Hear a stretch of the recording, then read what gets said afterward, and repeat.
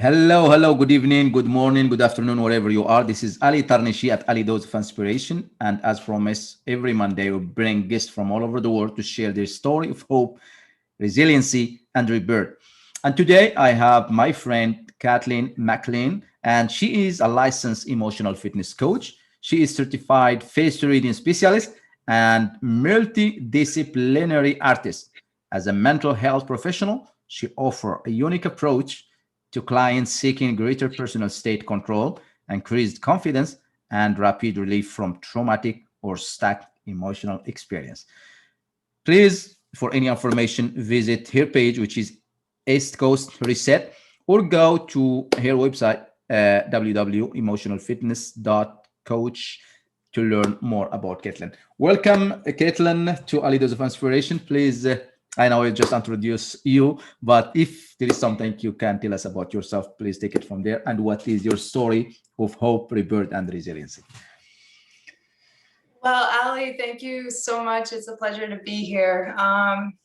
Introduce myself from there. Well, let's see. I've never had an easy time putting myself in a box. And that kind of lends itself to the conversation I'm interested in having on Ali's Dose of Inspiration today, which is kind of exploring the idea of normal.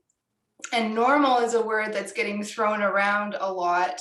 We're talking about a new normal now, and we're kind of seeing every area of life changing right in front of us. So that's very interesting to me. If I think about what the old normal was and Mhm. the proposed new normal, and how mental health, how the individual fits into that normal picture. So yeah, just kind of starting from there. And then for myself personally, um, my interest in psychology goes back way back. I'm not sure why. I've never been into like stories and like made up stories as much as I was into just like real life things, even as a kid. Always Mhm. preferred documentaries. So I started studying psychology when I was like 11, and it just kind of came on from there. When I started working in marketing, is when I really started to realize that there's a big picture going on about human influence. Mhm. And it affects every area of life, every area of media, every area of public relations. And then that has a direct effect on the individual mental health. And I started to process how that has affected my life. And so I kind of look at this um, mental health picture and the idea of being normal from both an individual perspective and a collective society perspective, because we're all in it together, and there's a lot of things going on that affect us individually, Mhm. collectively also. We're all being affected by these things, if that makes sense. Mhm. um 100%. yeah, so I mean, in terms of my own story of rebirth, if you will, I suppose at one time I would have said, if asked, what defines my life, I would have said depression. Just, from a very young age, I had some physical problems like chronic migraines and headaches, things that problems sleeping. Mhm. And then just kind of that gelled into this, what would turn into a very serious depression that lasted and kind of followed me for a good solid 20 years. I Wow. like to look at it within that time frame. I'm 33 now. And for about 20 years of my life, I would have said that depression is kind of who and what I am. Mhm. And now, with the understanding I have, with the training I have, and the work that I've done with myself and other individuals, I realize how damaging that conclusion was, and Mhm. how society doesn't do a very good job of giving us building blocks that are healthier than that. We kind of think that the things that we experience Mhm. are what we are and who we are. So, my anxiety, I am anxious. It kind of gets rolled into our identity. So my story of rebirth has really been living my life with that shadow in the background, and also constantly chipping away at it, trying to find strategies that would actually work Mhm. against that gorilla that was just on my back. Because this sort of normal And traditional mental health approaches that I experienced when I was younger didn't really work for me. And I have since found, and I'm sure many people have found, they don't really work for many people. Mm-hmm. Yeah. Okay. That was a lot to start off. Well, thank you for sharing all that. That's really very powerful. Like depression, like for 20 years, that's a lot of years, and you manage to still. I can see you're smiling. I can see you're full of life. And you said, I heard, like, and you are right. I agree with you 100%. The society is not really looking at people with mental illness. They look at someone with mental illness as somebody just like somebody weak, somebody with like a lot of difficulty. And unfortunately, it's like the look of the society make them the person who's suffering is just suffer more. So there is not really some solution. There is not really a lot of thing that help those people. So what's some of I heard you mention those traditional way didn't help. What did Kathleen found that helped her, like to raise above obstacle? What the kind of technique or what help you to get from that spot? Well, that is kind of a long story, and it was a long story because of the decisions I made and where my work took me, which was directly into the health and wellness industry. Mm-hmm.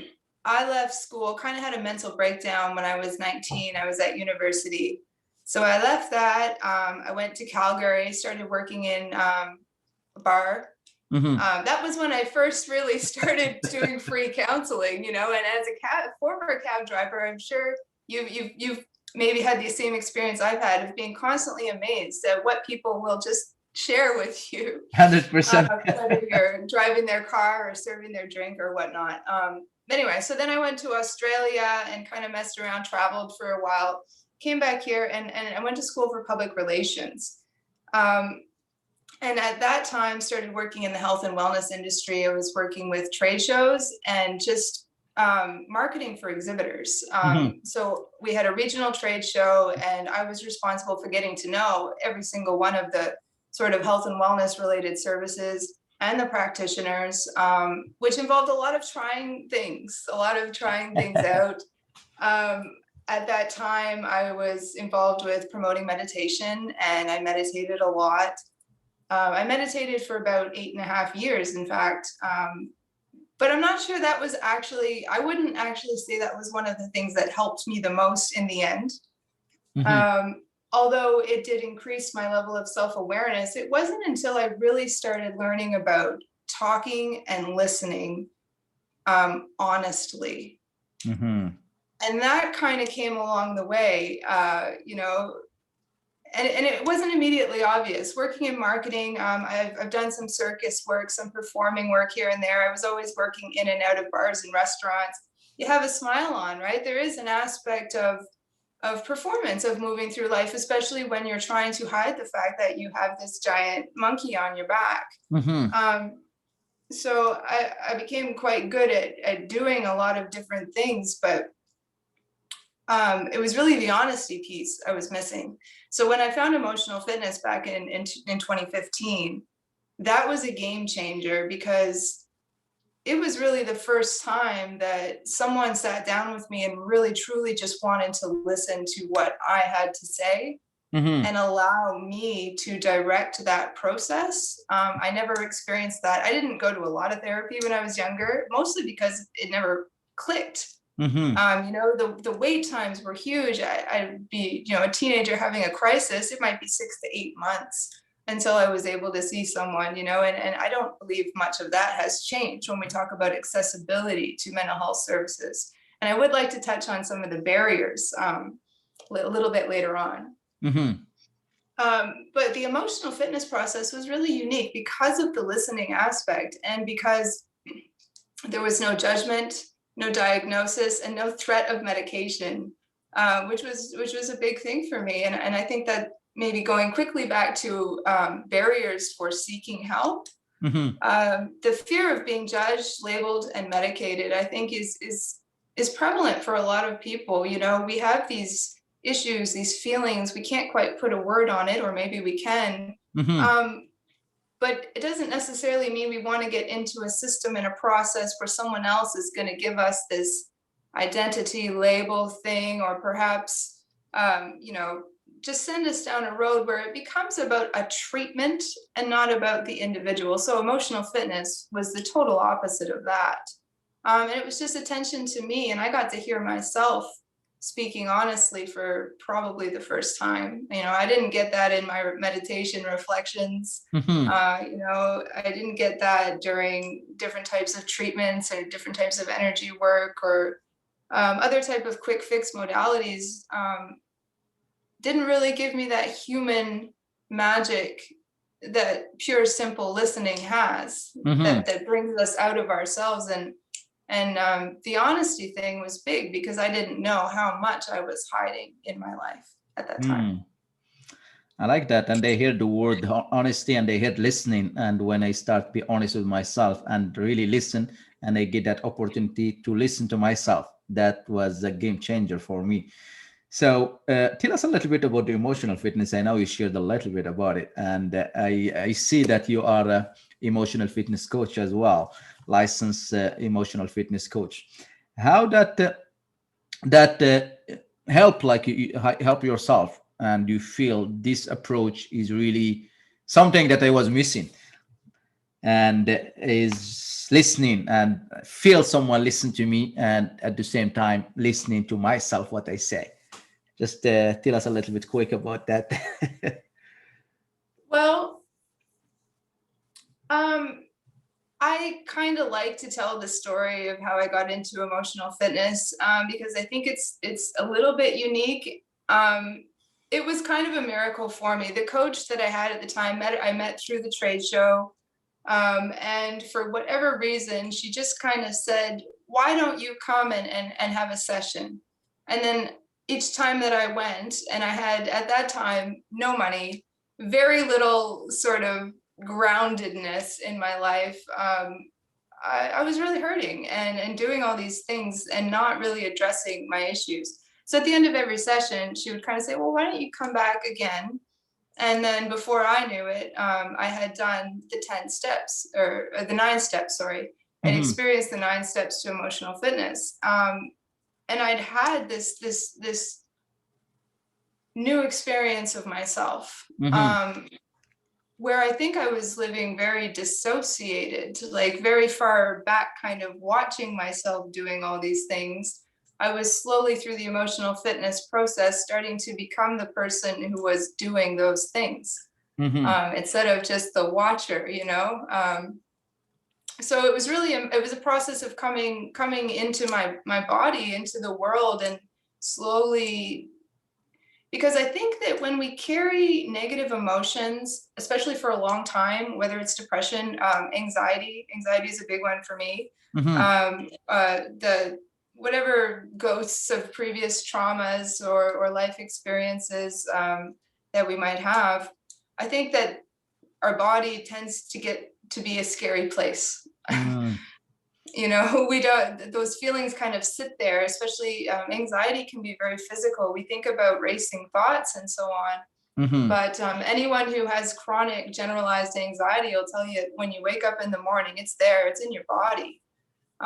So these types of things can make the body and just the world feel very uncomfortable. So I think that we cope with that by kind of just moving back a little bit. Hmm. And if we stay back for a while, we really get disconnected from what we're even feeling. Like, you know, it's like a protective barrier. So to keep me from feeling the pain of this emotion that I don't know what to do with, I'm just kind of gonna step back from it all. So emotional fitness was like coming back into the world and just, you know, hearing my voice. Hmm. Um, and I was not a good speaker at that time. Hmm. I didn't know, I didn't know what to say. I didn't know what my thoughts even were. Hmm. Um, but I had realized through my work and through studying that so much of what was in my mind was put there by, you know, education or entertainment or other people or my work environments. So being in that place of like, oh my goodness, I'm not only struggling, I'm realizing most of these thoughts are not even my own. Like I can't take credit for this stuff. It's just beliefs that are rolling through my head, or it's stimulation from my environment. It's drama going on Hmm. around me, to then going through the emotional fitness process and then having a little bit more control ultimately over what those thoughts are going to be, and a little bit more conscious direction about how I'm going to approach those negative emotions so that my own body and my life can be a safe place for me to land in. Mm.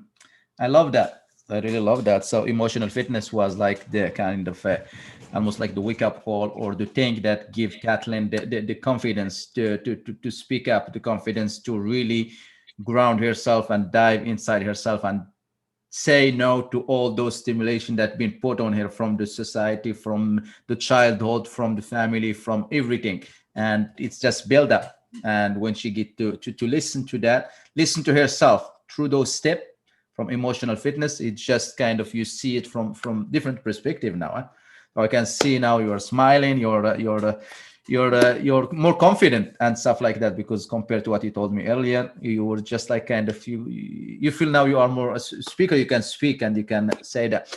So what does Kathleen now doing in her life, like the journey? I see you are a coach and stuff like that. So how can you, like let's say, like you've been in that journey, you've been in depression, and it's not a beautiful place, it's not it's like a lot of people say, oh no, depression, you can't just, it's not as easy as everybody think. It's you can Snap just out of it, right? yeah, you can just like brush it and okay, I'm good, I will be positive, think positive. It's not really. I was depressed at one point. I went through depression, and I know how it felt. It's a feeling that you wake up in the morning and you don't want to talk to anybody, you don't want to see anybody, you don't want even to look at yourself in the mirror. That's how hard it is.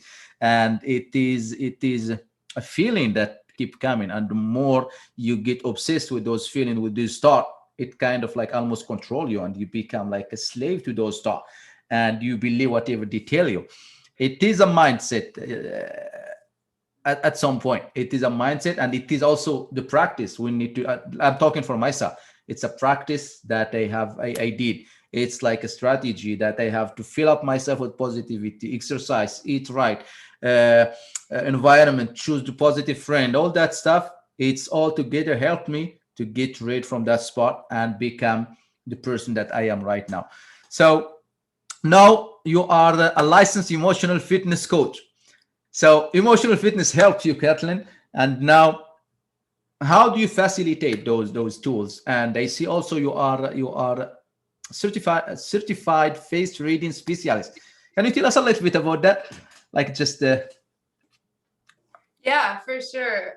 So going back to, I guess, the journey, as you put it, from emotional fitness really gave me a foundation of training in coaching or therapy, whatever you'd like to call it, that Mhm.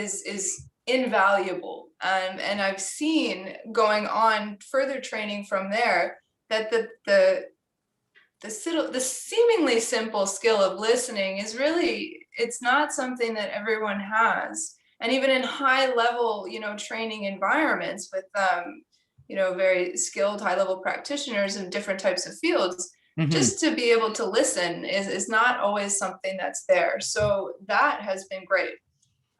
So emotional fitness, as you know, is very client directed in that as a coach, we just follow the client. There's a structure to it. Mhm. But the client is always leading in terms of the subject matter and so on and so forth, and sort of directing the session. For myself, after many years of practicing meditation, I, with somewhere woven within there, began to practice self hypnosis, or what I prefer to call just practice, like reprogramming. We have to practice being depressed, just like we have to practice being happy. Mhm. But like anything we practice for a long time, it becomes easier and easier. So if I practiced being depressed for a long time, so Mhm. I was looking for, the most hardcore tools I could find to sort of rewire that. Because there's different things when we talk about the mind. It's a complicated machine. We have our conscious mind, which is the thoughts that we are aware we're thinking about. We have the subconscious mind, which is more or less the beliefs we don't know we have, which is driving most of our decision making. It's largely based on our emotions, which we may or may not be in touch with, which may or may not be dealt with. So bringing in some more directed sort of self-hypnosis techniques was really helpful for me. So I started studying Dr. David Snyder's stuff. He's all over YouTube, and I really recommend his body of work to anyone who's interested in consciousness or human influence, whether it's from a sales and marketing aspect to physical or energetic healing, treatment of illness, disease. He kind of covers a whole spectrum. And that's when I started practicing what he calls body-centered energy psychotherapy, or like point and click treatment, sort of as a way of rapid emotional release. So it's a way of using the imagination playfully, and it's a little bit more directed. So when I'm working with a client, to be able to have that sort of emotional fitness foundation, to be able to identify, you know, what it is the person wants to work with, what they are ready to change or let go of, and then have a few extra supplementary tools that are a little bit more guided and directed to kind of just chop those things out at the root. For me, that was like going in hyperspeed for my personal growth, to bring those things together. I think emotional fitness can take someone all the way, especially if they have a good coach. However, for me, some of these things, especially as you can imagine, 18, 19, 20 years going on, I just wanted to get rid of. So the rapid emotional release technology, or the rapid human influence technology that David Snyder teaches was very interesting and very powerful for me, which brought me into face reading. Kind of, I don't know, it caught my attention. Because I'm not able to travel outside of Canada right now, I'm not able to do some of the training I would like to with him, but the face reading was offered virtually, so I went for it. And then I went for the next level because Chinese face reading just was something I knew nothing about, to be perfectly honest. And I'll never look at a face the same way again, that's for sure.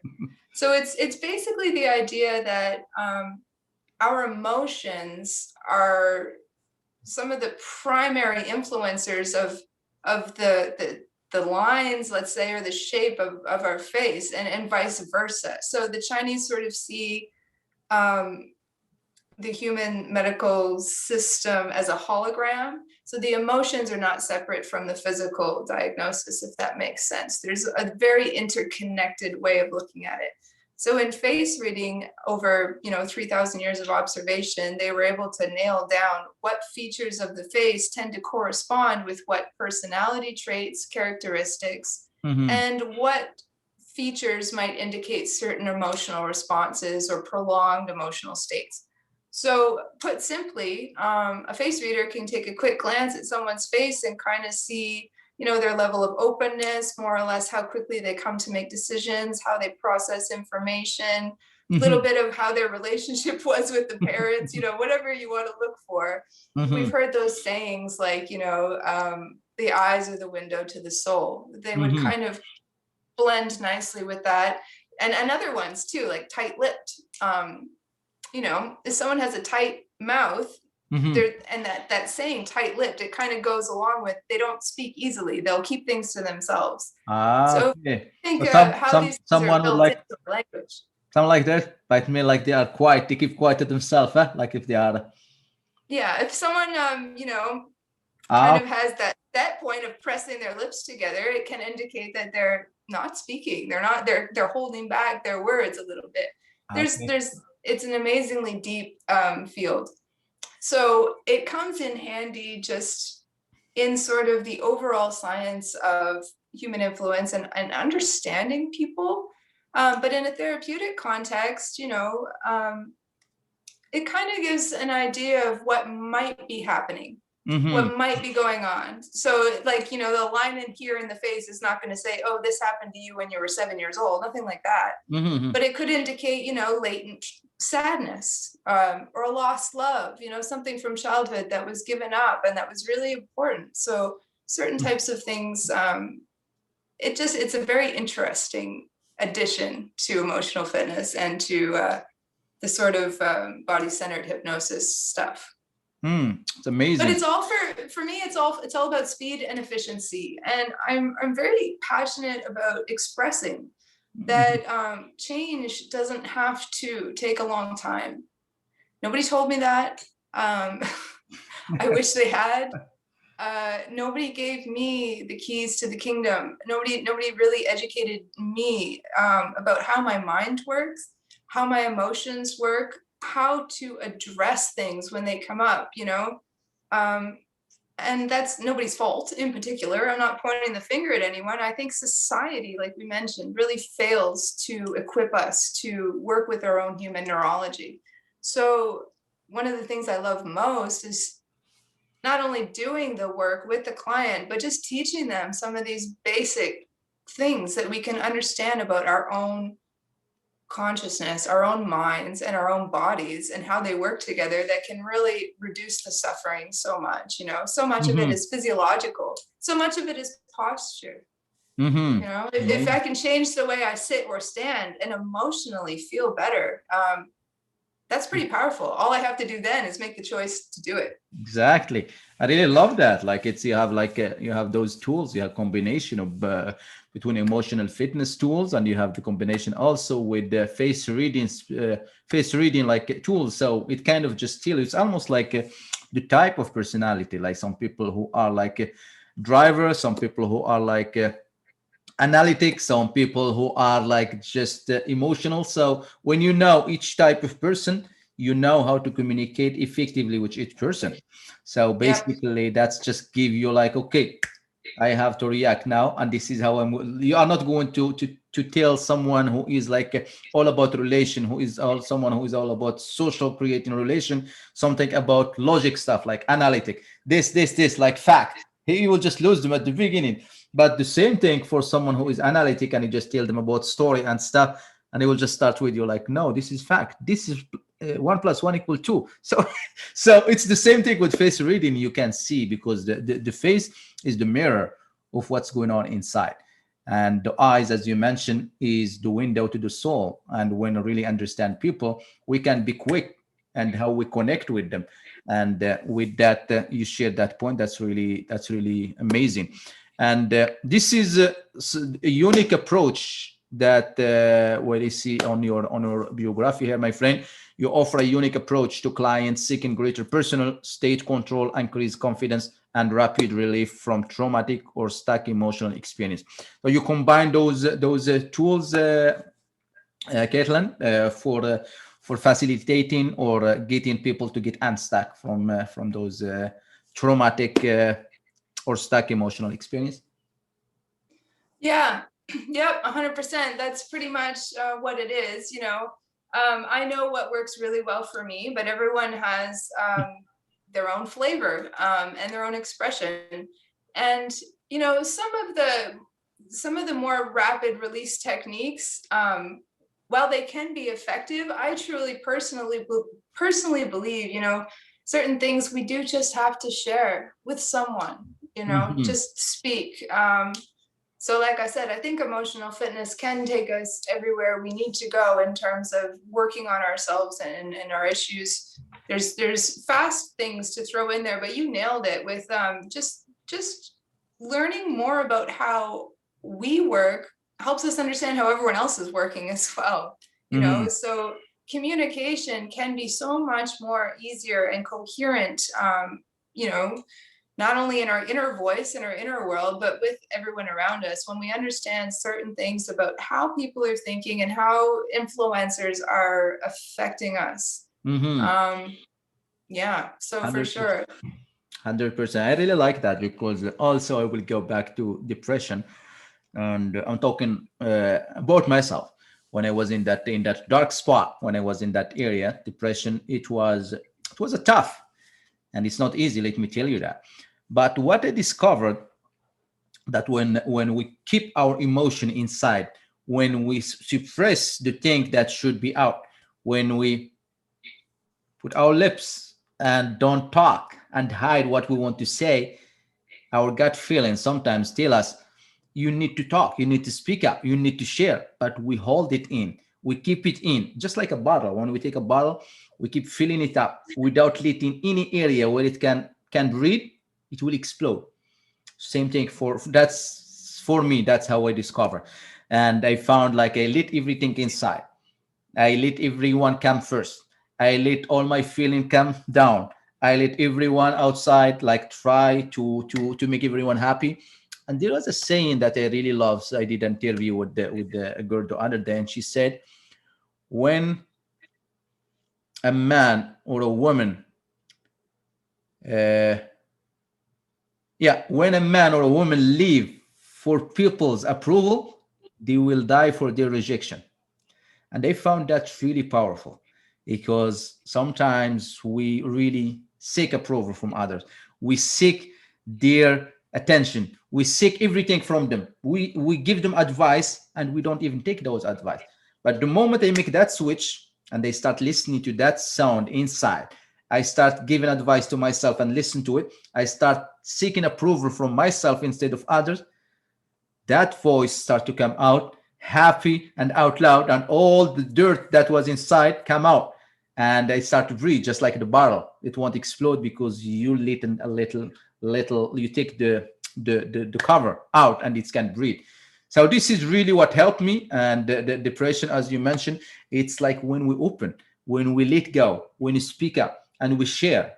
And just in sharing, that make a big difference, because you share, you let it out, and you don't let it like keep eating inside of you, and you just like eat, but you let it out, share it with the world, and let more space for peace and for other stuff. Uh, my friend Kathleen, I really enjoyed our conversation, and those approach you shared with us here about emotional fitness and about face reading. I really would like to know more in the future. Just give me an idea how to understand that. What is some few think or some advice that you would give the audience, or something that people that they are going through traumatic, or they are stuck emotionally? What's some of the tip or something that you can share? Beautiful cat behind you. I love the color. Hello, hello. That's my little bobtail. Hopefully he won't become disruptive. Oh no, it's all right. You know what? Just kind of going back to the idea of barriers to seeking help. This is something I've thought about an awful lot. It's something I've seen a lot, and I've spent time trying to figure out, what are the things. Why is it that someone will tell me their entire life story when I'm serving them a drink, or when I'm trying to sell them something, at a roadshow at Costco? But the same person might hesitate to actually invest in their own therapeutic process. So, Mhm. so, so how do we end up in that situation? And I don't know how this is all going to come out, but here's some things. I've noticed that talking to friends and family can save lives. I think that's a great thing to do. But Mhm. at a certain point, here's the thing I don't hear a lot of people addressing, is that friends and family are often not equipped to deal with the deep stuff, the tough stuff. Friends and family might be involved in some of those things in some Mhm. cases, you know what I mean? So sometimes, and I think there's different reasons why people, especially people, in millennials in my age group, we kind of get in this wave of relying on the people around us to be our mental health support, which works to a point. But Mhm. sometimes those people are not equipped to deal with it, in that they don't know how to respond. Sometimes you get unsolicited advice. Sometimes, I've been in the position of starting to talk to someone. I want to get something off my chest, and all of a sudden they're more upset about it than I am, and I'm Mhm. comforting them. That doesn't feel good. Different things can happen, and I just, I think it's worth stressing the importance that we have to know. We have to be able to gauge as individuals at what point it's time to ask for help and what that help might look like. Um, I've seen mental health issues, untreated mental health issues, destroy romantic relationships. Hmm. The partner cannot always be the person that provides for every need. And so especially when we have traumas or certain things. Yeah, so I'm not saying it's going to take 20 years of therapy. I'm Hmm. saying the opposite. I really love to say that it can be very quick and easy. It doesn't have to be as painful coming out as these things were going in. But I just think that we have to be able to know, what's my baseline and what's my standards. So if my baseline existence Hmm. is here and my standard for existence is up here, that's when I have to start to we have to be proactive about looking for help. Sometimes reading a book is a great thing to do. Most of the time, we read a self-help book and we try and throw a problem that we've had for 10 years and a technique in a book that we've had for 5 minutes, and it Hmm. doesn't work. So all to say, I think sometimes finding the right mental health support, Hmm. whether it's a traditional approach or a more unique blended approach, is just super important. And I think that shame is also something that creates a big barrier.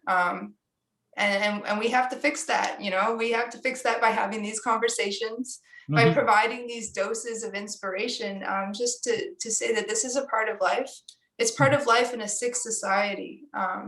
It's normal to be unhealthy when society is going through this sickness. Hmm. So we cannot take that on and make it our identity. We have to take responsibility for our own wellness and be like, okay, well, I'm not going to think like that. Hmm. Um, and just be more conscious about that. So, and the reason I bring that up is, as a young person, I didn't have help. I didn't have the help I needed. I didn't have the help I wanted, and I don't know what my life would have been like if it had been there for me. I'm satisfied with where I am now, so it's Hmm. cool. But what brings me the most joy is providing what I didn't have to Hmm. whoever needs it now. So that's what I'm about now, and that's what I'm happy to share. Amazing, amazing. Thank you very much, Kathleen, for sharing your story and sharing those tips and those strategy. And Ali, Dose of Inspiration episode come to an end, and we just would like to reach out. If you need help, reach out, speak up, and ask for help, because there is no harm to ask for help. The harm is when it's too late and you never ask for help. Because when we speak up, when you have headache, you go to a doctor and get a pills for it. When you have like a stomach or something, you go to pharmacy. It's the same thing. There is no, don't consider that or let the society or the look of the society, as Liz Brown once said, don't let anybody's opinion of you make it your reality. It will disappear, it will go. Just keep pushing with the right mindset. So until then, thank you very much. And thank you very much, Kathleen, for being part of this podcast tonight. Thank you, Ali. Thank you very much.